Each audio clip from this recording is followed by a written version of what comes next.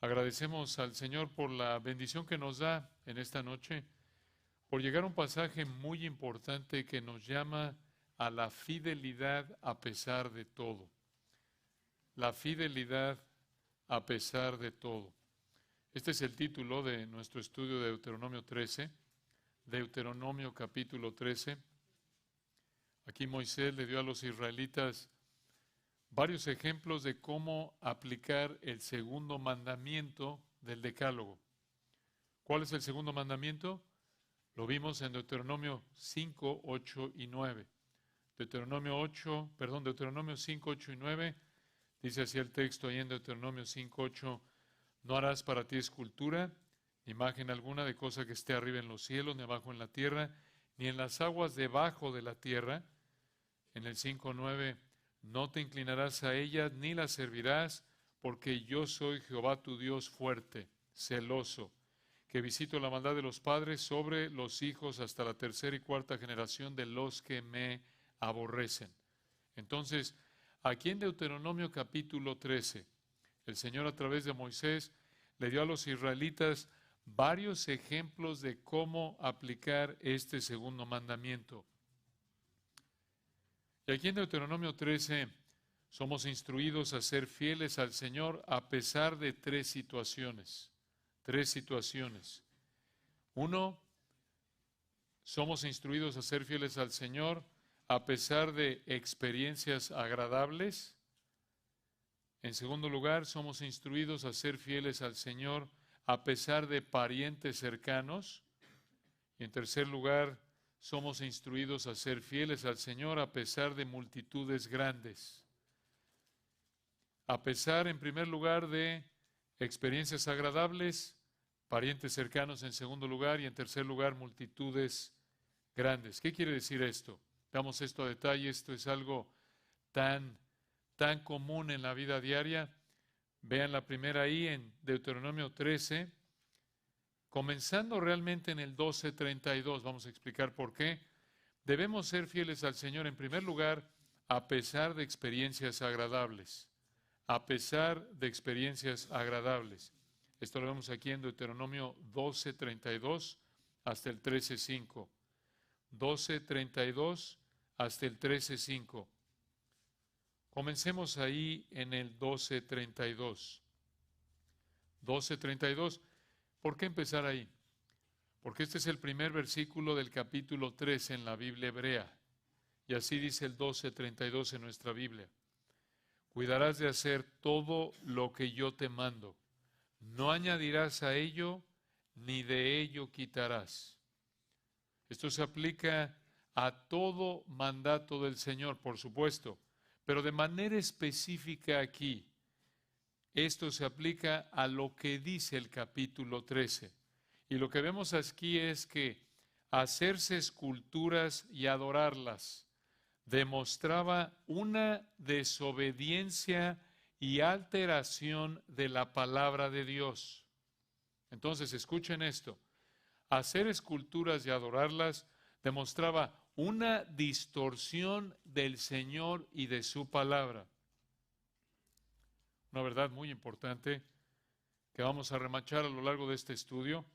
Observen que aquí el Señor amarró, por así decirlo, lo que Él es con su palabra. Esta es una verdad vital. Escuchen, aquí el Señor ancló, amarró, ligó de manera inseparable quién es Él con lo que es su palabra. Miren, hermanos, cuando nosotros no adoramos al Señor únicamente como Él quiere, lo desobedecemos a Él y a su palabra. Cuando nosotros no adoramos al Señor de manera exclusiva, como Él lo ha mandado en su palabra, actuamos como si Él y su palabra pudieran ser alterados a nuestro gusto. Esto es serio. Es prácticamente actuar como los falsos maestros y los cristianos falsos que hemos estado estudiando en 2 de Pedro con Josías. Esos falsos maestros que inventan la idea de que a Dios no le molesta que vivas en pecado y alteran la verdad de quién es Dios y su palabra para su propia perdición. No podemos hacer eso. Y vean cómo el Señor les mandó que fueran fieles a pesar de un profeta falso. Deuteronomio 13:1. Dice aquí el texto en el 13:1. Cuando se levantare en medio de ti profeta. Una pausa ahí. Profeta. Este era un hombre que predicaba la palabra de Dios y en esa época podía ser revelación nueva o los exhortaba a obedecer revelación ya dada. Ahora, como lo vemos en el versículo 2, este profeta era falso. ¿Por qué? Porque vean el 2. Y si se cumpliere la señal o prodigio que él te anunció, esto es el profeta del 1, diciendo, este era el mensaje del profeta del versículo 1. Su mensaje está en el 2. Vamos en pos de dioses ajenos. Momentito, este es un profeta falso. Porque les estaba llamando a alejarse del Señor, a seguir dioses falsos. Entonces, versículo 1 dice, vean el texto, cuando se levantare en medio de ti. ¿En medio de ti? ¿En medio de quién? ¿A quién le estaba hablando Moisés aquí? A Israel. Este falso profeta se levantaría, escucha, de adentro de la nación de Israel, no vendría de afuera. Y esto, hermanos, en un sentido lo haría mucho más peligroso que uno que viniera de afuera, uno que viniera de otra nación. Así es en la actualidad, en la época de la iglesia, como lo estudiamos de nuevo en 2 de Pedro 2:1. Piénsenlo. Es fácil ver y evitar un impostor que viene de una religión falsa de afuera de la iglesia. No vamos a invitar a un testigo de Jehová o a un sacerdote católico o a un mormón o lo que sea a que venga a dar un supuesto estudio de la Biblia, ¿verdad? Por supuesto que no. Pero qué peligroso es cuando alguien que se dice cristiano y se ve como cristiano y parece que enseña y predica como cristiano, qué peligroso es cuando esa persona da un estudio bíblico o está en el púlpito cuando la realidad es que es un falso maestro. Y sabemos que es un falso maestro porque igual que como este profeta del versículo 1 y 2, este hombre tuerce la palabra de Dios, llama, inventa, altera la verdad de quién es Dios y lo que ha revelado en su palabra, lo altera. Y de esta manera llama a la gente a alejarse del Dios verdadero y los llama a pecar.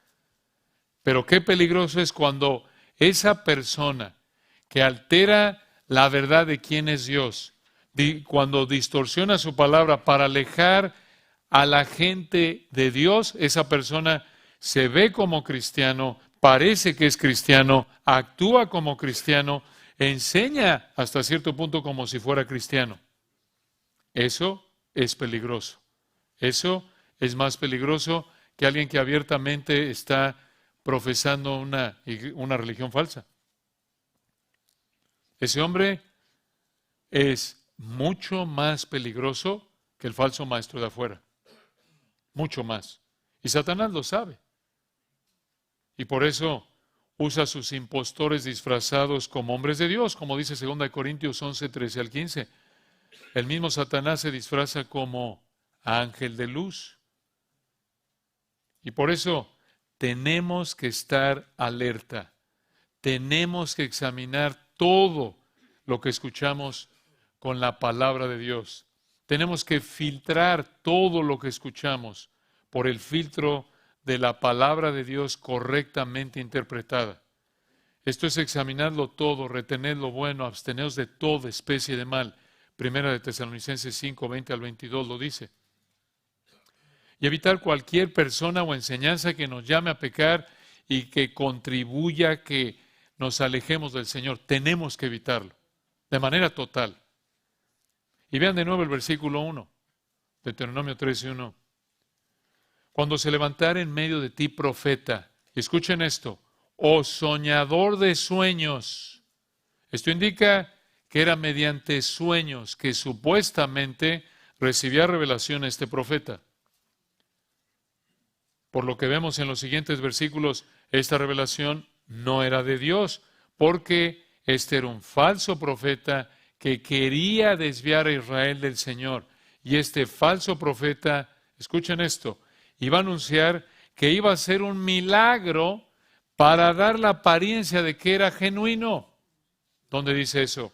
Versículo 1, véanlo de nuevo.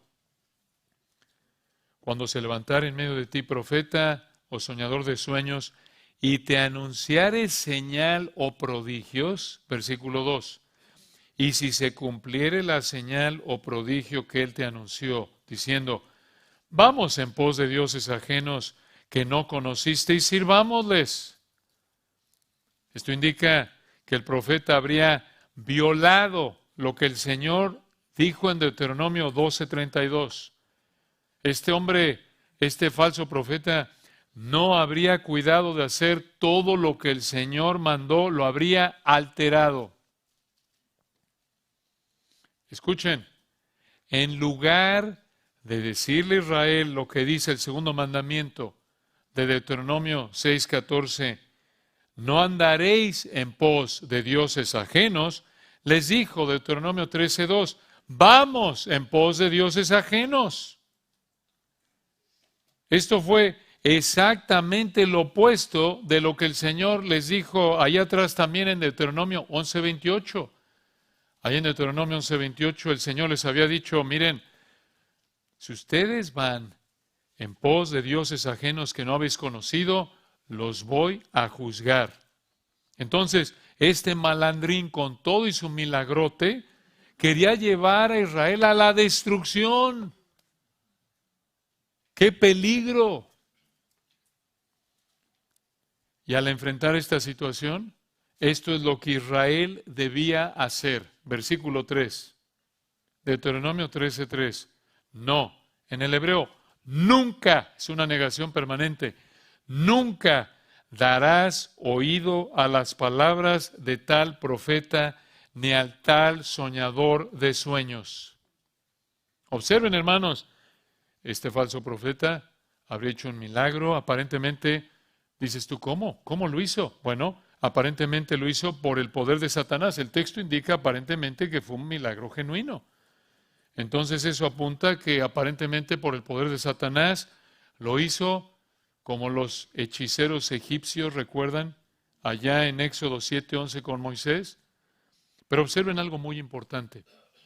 Aunque este falso profeta había hecho un milagro real, este falso profeta estaba llamando a la gente a adorar dioses falsos.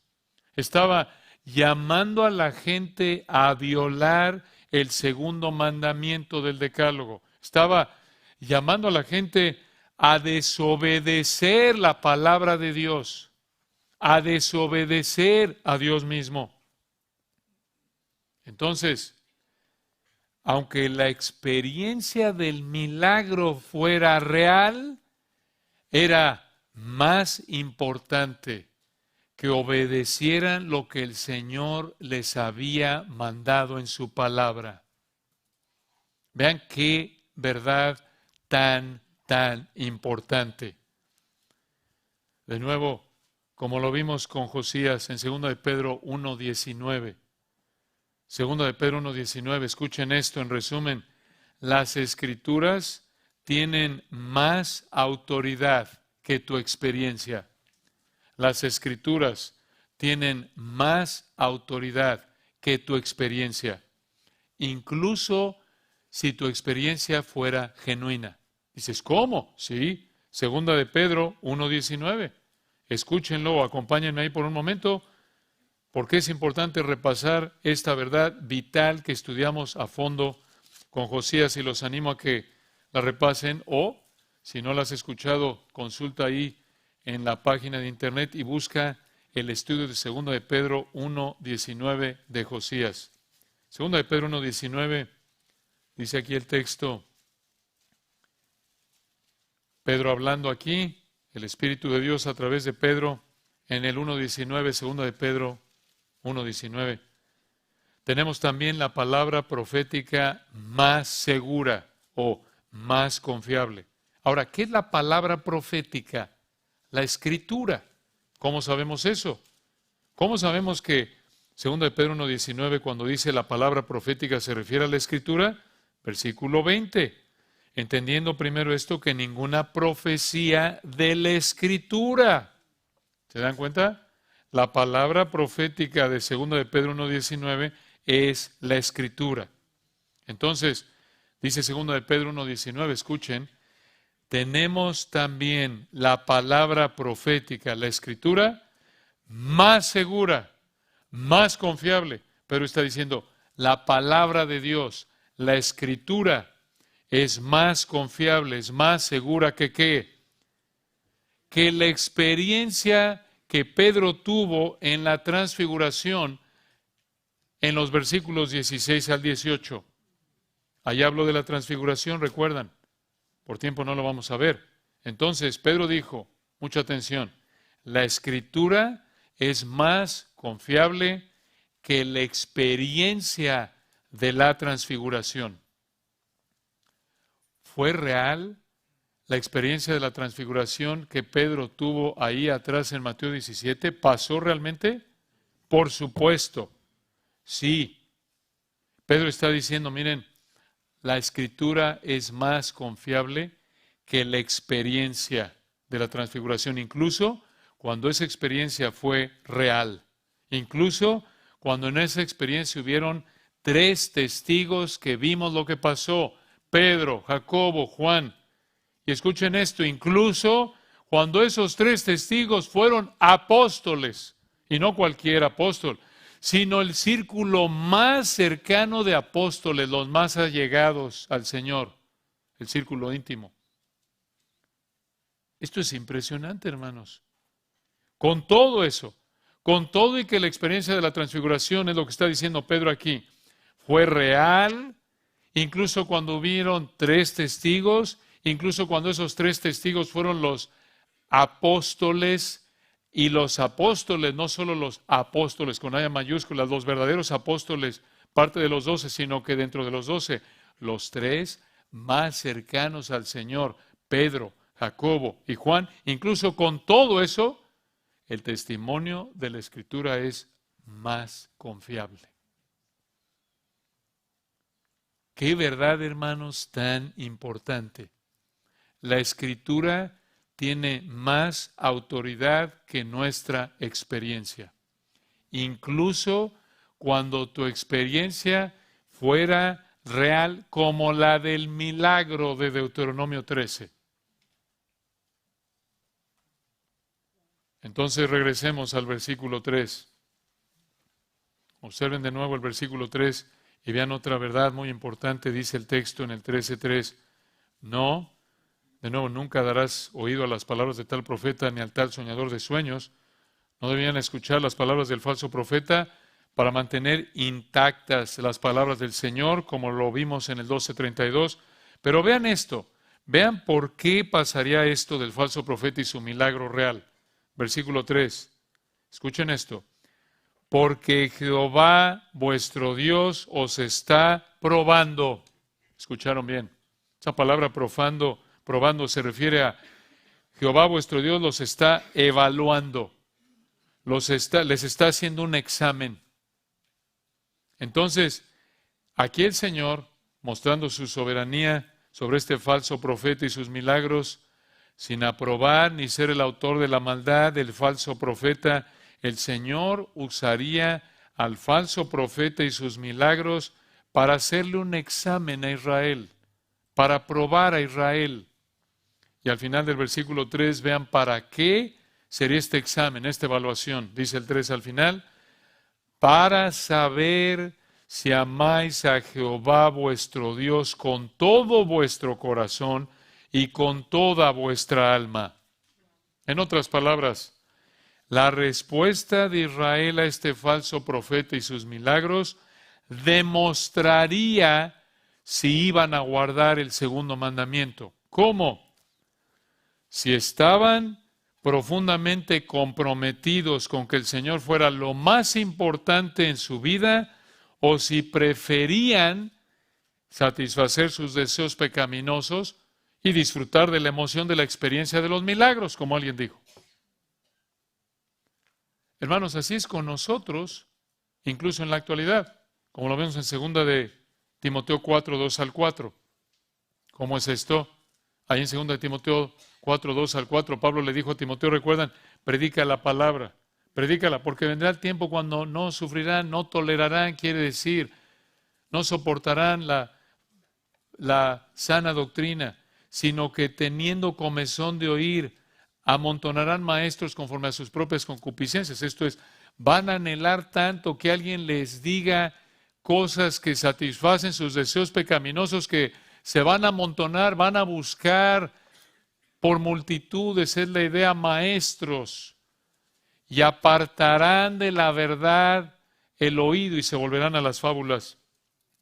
Entonces, escuchen, si oyes enseñanzas falsas, esta es la conclusión, resumiendo la verdad que aprendemos aquí y aplicándola, lo que vemos aquí en Deuteronomio 13, 1 al 3, reiterado por 2 de Timoteo 4, 2 al 4, escucha. Si tú oyes enseñanzas falsas que te motivan a pecar y a disfrutar de la emoción, de la sensación de experiencias diferentes que se sienten bien, revelas que le das más importancia a tus deseos que al Señor. Esto es, si tú buscas enseñanzas falsas que te motivan a pecar y a disfrutar de sensaciones agradables por diferentes experiencias que se sienten bien, revelas que le das más importancia a tus deseos que al Señor. Y si esta es la constante en tu vida, tú no eres cristiano. Como lo vemos en 1 de Juan 4, 1 al 6. Pero escucha, si tú quieres oír, si tú disfrutas, no disfrutas, sino que si tú estás expuesto a alguna enseñanza falsa que te motiva a pecar y a disfrutar de la emoción y la sensación de diferentes experiencias que se sienten bien y las rechazas, porque por bien que se sientan, por mucho que te digan, mira, puedes pecar y se siente bien y se siente rico y no pasa nada, tú rechazas eso porque te es más importante agradar al Señor que disfrutar del pecado y de una experiencia agradable, revelas tu amor al Señor en ese punto. Esto nos recuerda de tantas personas en grupos carismáticos y pentecostales, ¿verdad? Personas que prefieren disfrutar de la experiencia de emociones que se sienten bien por cantar o hacer otras cosas y seguir enseñanzas falsas que los animan a pecar. Como pueden ver aquí en Deuteronomio 13, eso no es nada nuevo. Nada nuevo. Y vean el versículo 4. En lugar de escuchar las palabras del falso profeta e ir en pos de dioses ajenos, versículo 4, en pos de Jehová vuestro Dios andaréis, y a Él temeréis, y guardaréis sus mandamientos, y escucharéis su voz, a Él serviréis, y a Él seguiréis, esto es, se adherirán, se aferrarán.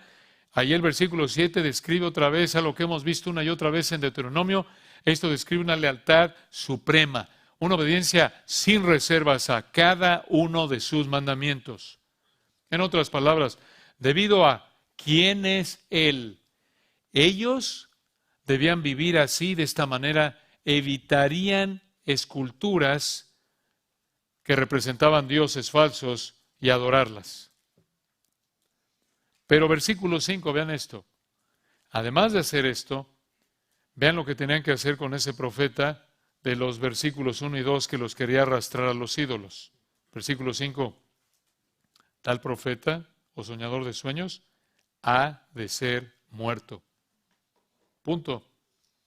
Ese profeta idólatra era responsable, y escuchen esto, aunque versículo 3, Dios os está probando desde el punto de vista de Dios sin aprobar ni ser el autor del pecado, del error de ese falso profeta, aunque Dios estaba usando eso para probarlos, para versículo 3, para saber si amaban a Jehová su Dios con todo su corazón, ese profeta, versículo 5, era responsable y pagaría caro por su pecado con la muerte.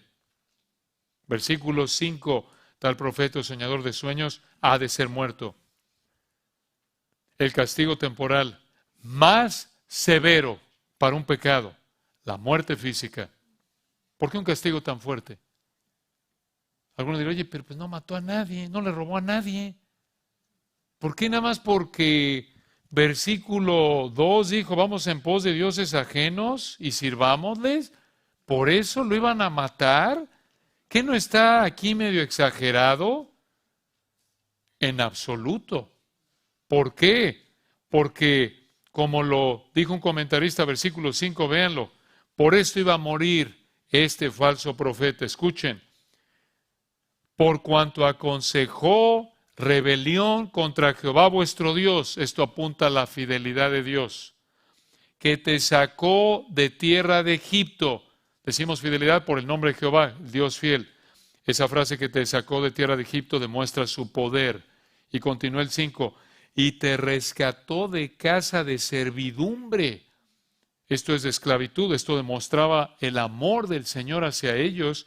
Y continúa el 5 hablando del falso profeta, y trató de apartarte del camino por el cual Jehová tu Dios te mandó que anduvieseis. ¿Qué camino era? Ese camino de bendición, como lo vimos en el 11:22. Y al final del 5, vean esto, y así quitarás el mal. Aquí esto describe algo dañino, destructivo. Quitarás el mal en medio de ti. Observen, hermanos, que era algo dañino, destructivo, tratar de apartar a alguien de lo que el único Dios verdadero, fiel, poderoso y amoroso le mandó a Israel para bendición de Israel. Así de serio era violar el segundo mandamiento. Vean qué tremenda descripción, hermanos, de la seriedad de apartarnos de la obediencia exclusiva al Señor. Aquí vemos que apartarnos del camino que Dios nos ha mandado en su palabra es un acto de rebelión que destruye y que nos hace merecedores de su juicio. Y peor aún, es un acto en contra de nuestro Señor fiel, poderoso, que nos ama y que nos lavó de nuestros pecados con su sangre.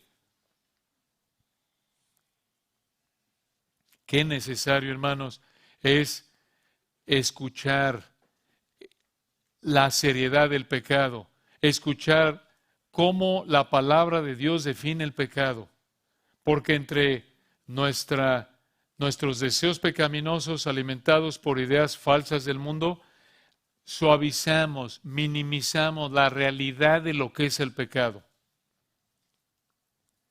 Y aquí tienen ustedes algo de la misma advertencia desde otro punto de vista que encontramos en Mateo 18, 6 al 9.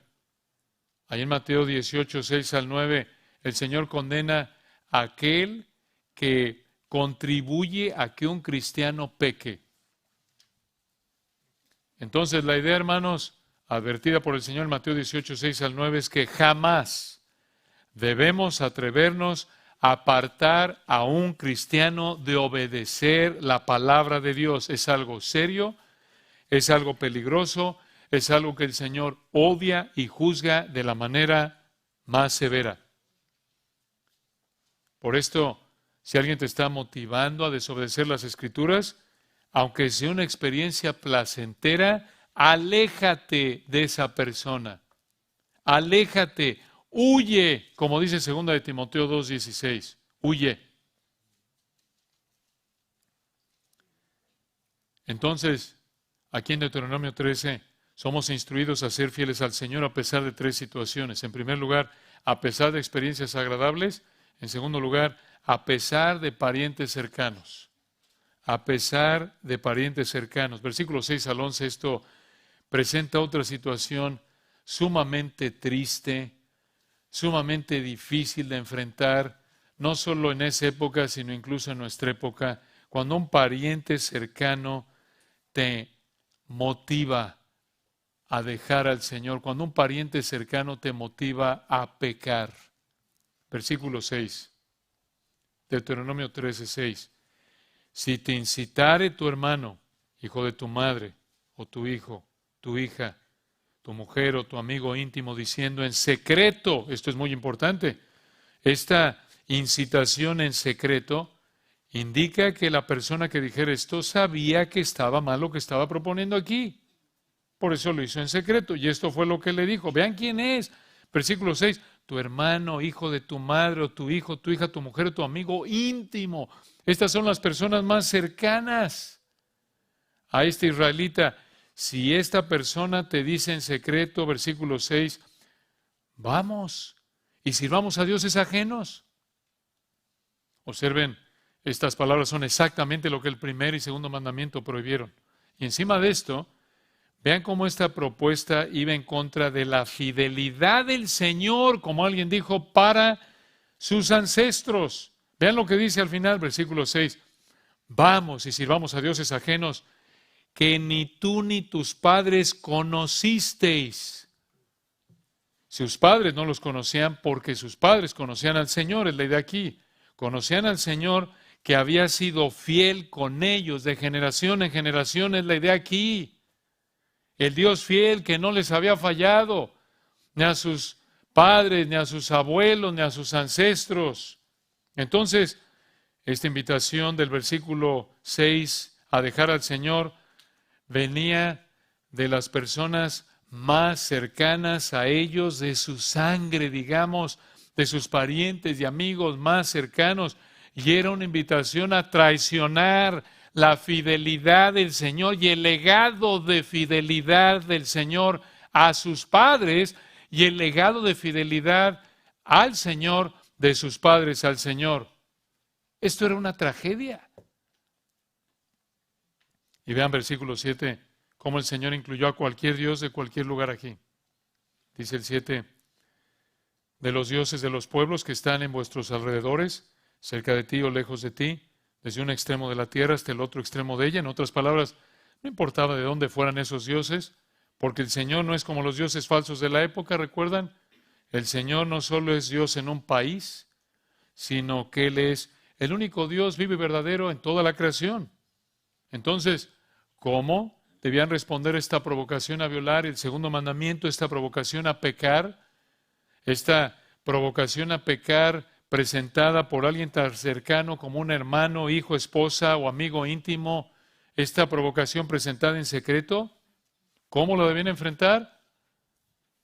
Versículo 8, con 5 negativos permanentes. En otras palabras, tenían que rechazarla con el nivel más alto de fuerza posible. Tenían que rechazarla, versículo 8, esto es presentado por, escuchen, versículo 8, 5 prohibiciones del más alto nivel de fuerza. Versículo 8, no, y en el hebreo otra vez, es esa negación permanente. Nunca, una de 5 en el 8, véanlo, no consentirás con él. 2 de 5, ni otra vez, negación permanente, nunca le prestarás oído. 3 de 5 en el 8, ni otra vez permanente, nunca tu ojo le compadecerá. 4 de 5 en el 8, otra vez negación permanente, ni o nunca le tendrás misericordia. Y 5 de 5, versículo 8, otra vez permanente en el hebreo, ni o nunca lo encubrirás. Extremadamente fuerte, ¿lo ven? El Señor aquí le dijo al israelita, no vas a aceptar su propuesta a violar el segundo mandamiento y además no vas a ocultar su propuesta. No vas a suavizar el castigo que merece tu ser querido por haberse atrevido a invitarte a violar el segundo mandamiento. ¿Cuál era el castigo? Versículo 9. Sino que, en hebreo, sino que ciertamente lo matarás. Hombre, qué fuerte, qué tremendo. Tenían que matar a su ser querido íntimo, que los había incitado a pecar de idólatras. Ahora, no es que lo iban a matar ahí mismo, no, había un procedimiento. Esto lo vemos en el resto del versículo y hasta el versículo 10, pero recuerden, versículo 6, esta persona sabía lo que estaba haciendo. Sabía que estaba incitando a pecar de idólatra a su ser querido, por eso lo hizo en secreto. Y hermanos, cuando un ser querido te incita a pecar, aunque te diga que te ame, refleja un amor corrupto, refleja egoísmo, refleja soberbia, porque el verdadero amor no se goza de la injusticia, mas se goza de la verdad. 1 Corintios 13:6. El verdadero amor busca la santidad de la persona que ama. El verdadero amor busca la pureza de la persona que ama, como el Señor Jesucristo con nosotros. Efesios 5:25, hablándole a los maridos, recuerdan, maridos, amad a vuestras mujeres. Dice ahí en Efesios 5:25, maridos, amad a vuestras mujeres. Se me fue, hermanos, perdón. Maridos, amad a vuestras mujeres, así como Cristo amó a la iglesia y se entregó a sí mismo por ella. Escuchen esto, Efesios 5:26, para santificarla, habiéndola purificado en el lavamiento del agua por la palabra. El verdadero amor, obviamente, lo ejemplifica de manera perfecta nuestro amado Señor Jesucristo. Entonces, si tú realmente amas a alguien, lo que más vas a anhelar para esa persona, en primer lugar, obvio, es su salvación y ya salvo su santificación. Por eso, si un ser querido te incita a pecar, aunque diga que te ame, aunque diga que quiere lo mejor para ti, no entiende o rechaza, o los dos, lo que es el amor genuino. Porque el verdadero amor no se goza de la injusticia, mas se goza de la verdad. El verdadero amor busca la santidad de la persona que ama. Y sí, hermanos, sí, puede ser más triste, más doloroso que te incite a pecar a alguien cercano que a alguien lejano, porque lo amas y supuestamente te ama. Pero vean el proceso, versículo 9, que debían seguir al matar a este ser querido, que los incitó a pecar de idólatras. Versículo 9, al final, este era el proceso. Tu mano se alzará primero sobre él para matarle. Esto se refiere a que aventaría la primera piedra, como lo vemos en el versículo 10, y continúa el 9 al final. Y después la mano de todo el pueblo. Esto demostraba que lo apoyaban y que ellos también eran afectados por este pecado. ¿Pero por qué? ¿Por qué debía aventar la primera piedra el que había sido incitado a pecar? Porque el afectado era el testigo primordial de este pecado y asumía la responsabilidad de esta muerte. Y de esta manera, este proceso, hasta cierto punto, protegería contra acusaciones falsas. Y vean el 10, vean cómo lo iban a matar. Versículo 10. Le apedrearás hasta que muera. Hermanos, esto es fuerte. No, apedrearlo hasta que no se pueda levantar. Apedrearlo hasta que ya quede inconsciente. Apedrearlo hasta romperle 2, 3 costillas. Ya nada más déjalo así para que sienta así un poquito y ya. No. Versículo 10. Le apedrearás hasta que muera. Tenían que aventarle piedras hasta que muriera. Esto es fuerte, hermanos. En otras palabras, no debían parar hasta que mataran a esa persona. Tremendo, hermanos. Es claro el texto. Versículo 10. Le apedrearás hasta que muera. No paras de apedrearlo hasta que muera. ¿Por qué? Otra vez, ven a esto. ¿Por qué? Versículo 10. Le apedrearás hasta que muera, por cuanto procuró apartarte de Jehová tu Dios, que te sacó de tierra de Egipto, de casa de servidumbre, otra vez de esclavitud.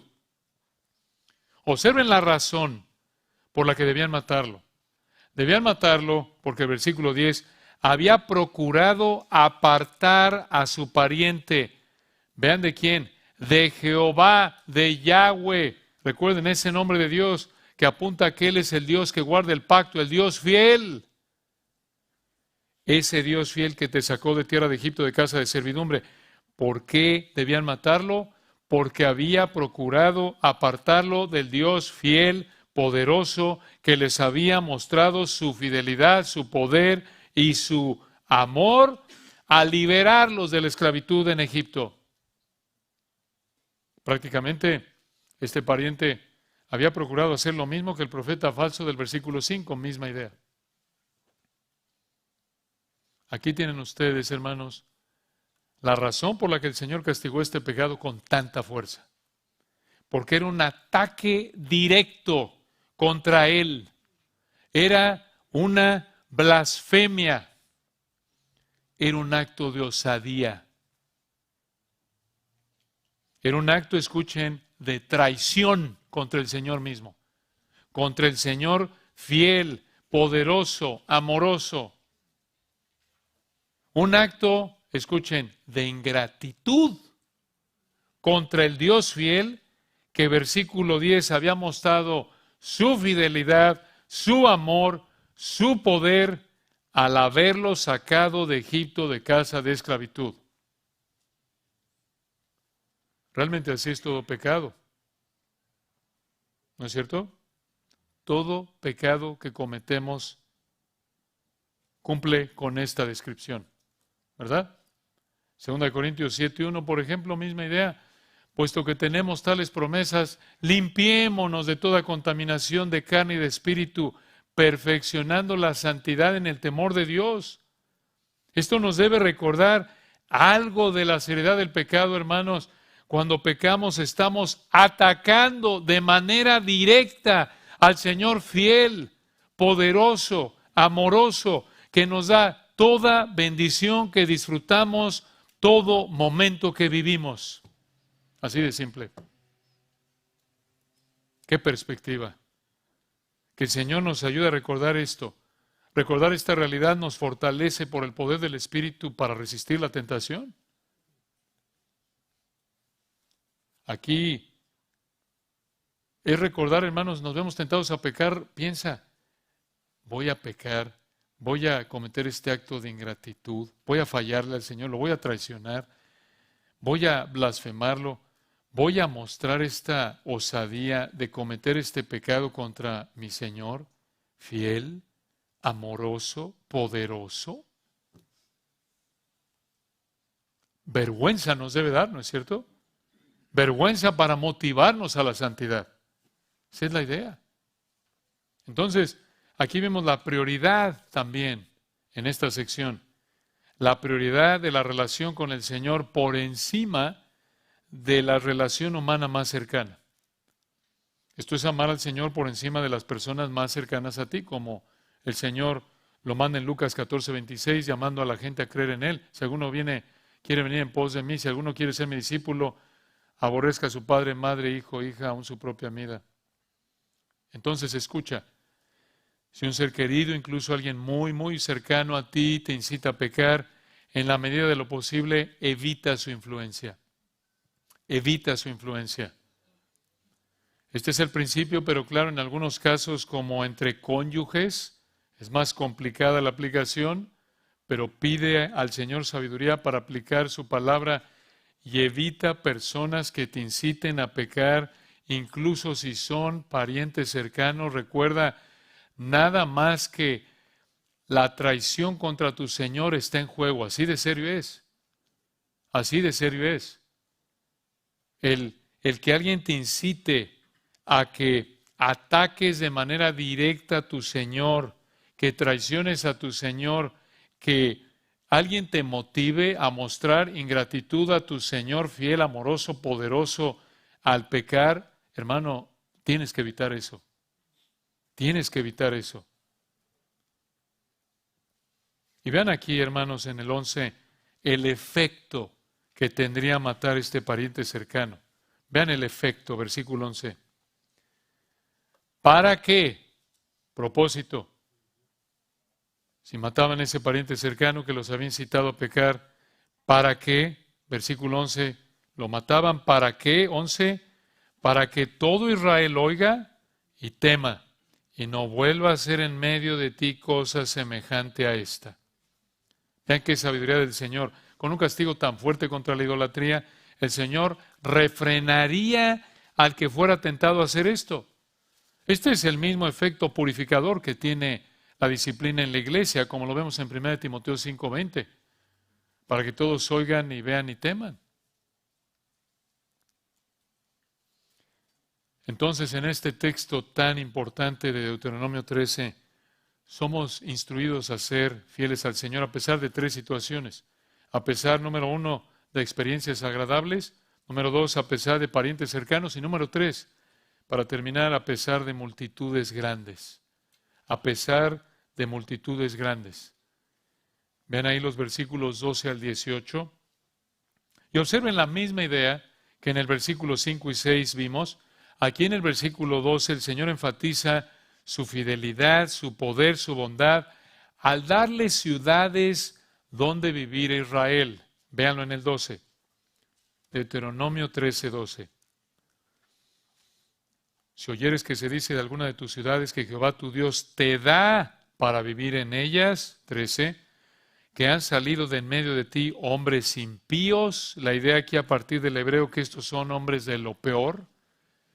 Versículo 13, que han instigado a los moradores de su ciudad diciendo, vamos y sirvamos a dioses ajenos que vosotros no conocisteis. En otras palabras, estos hombres, vean, están atacando al mismo Señor fiel que, versículo 13, ese Señor fiel, Jehová tu Dios, que te da ciudades para vivir en ellas. Estos hombres del versículo 13 están atacando al mismo Señor fiel del versículo 12 que les mostró su poder y amor al darle la ciudad donde viven. ¿Qué tal este refreno para pecar? La próxima vez que te veas tentado a pecar, recuerda, este es el cuerpo, esta es la salud, el celular, la computadora, el trabajo, la casa, el coche que mi Señor fiel me ha dado mediante su poder y su amor. Esto nos ayuda a no adorar a nadie más que el Señor, ¿no es cierto? Recordar, hombre, ¿cómo voy a hacerle esto al Señor? Que en primer lugar ha mostrado su fidelidad, su amor, su poder al haberme salvado del pecado y su paga y su presencia, su poder en términos definitivos. ¿Cómo voy a hacerle esto al Señor que me ha mostrado tanta fidelidad, amor, poder, y por eso tengo esto y estoy aquí, no estoy en el infierno?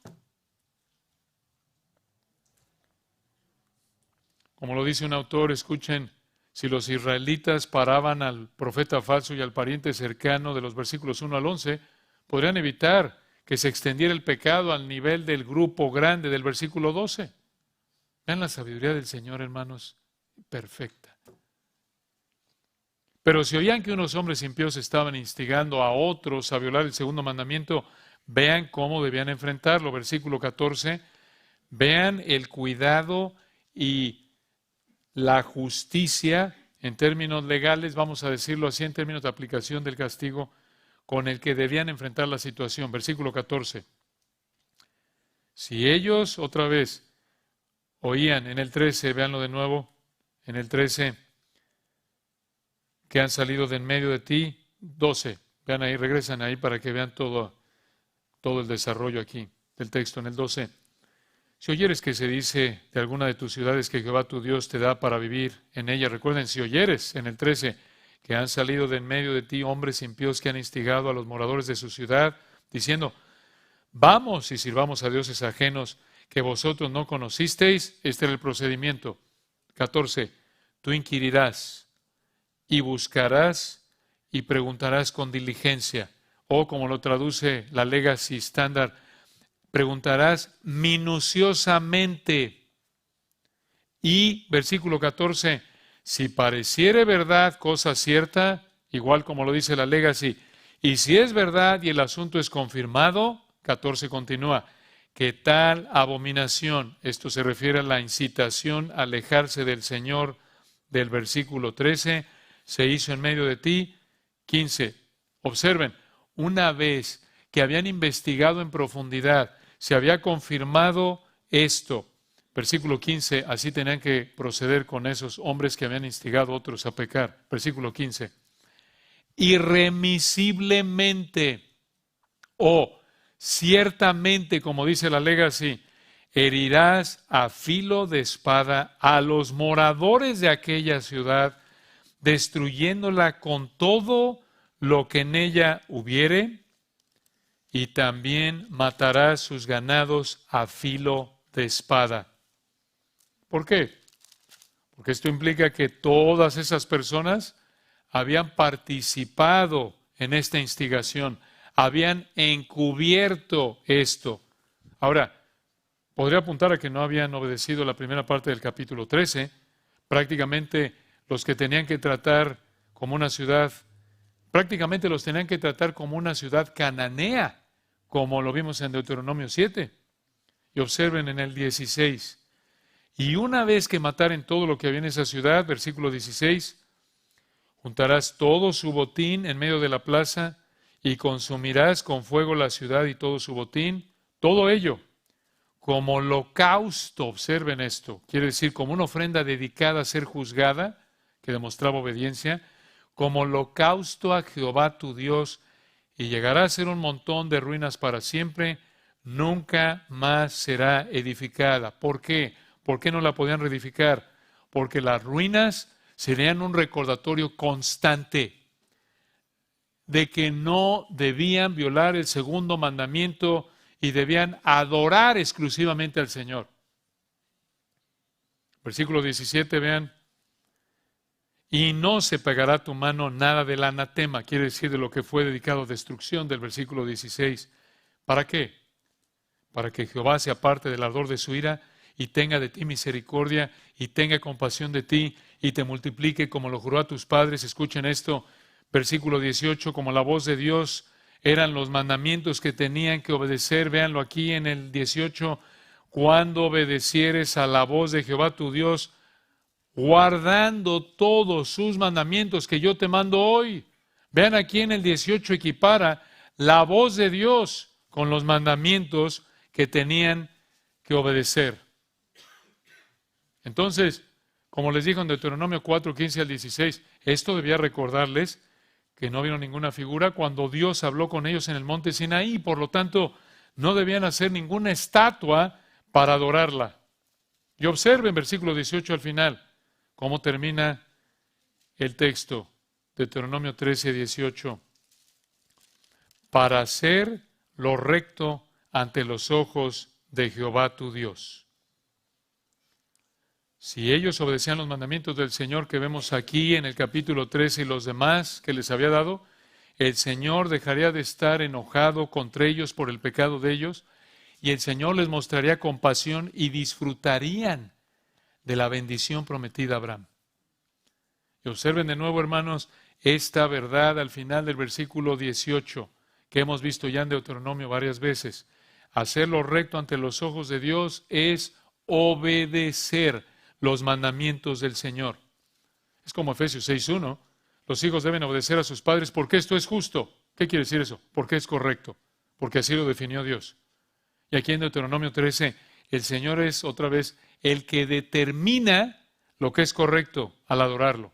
Y lo recto es no hacer estatuas ni adorarlas, como lo dijo en el segundo mandamiento, porque hacerlo, de nuevo, es un ataque blasfemo directo en contra de nuestro Señor fiel, poderoso, amoroso.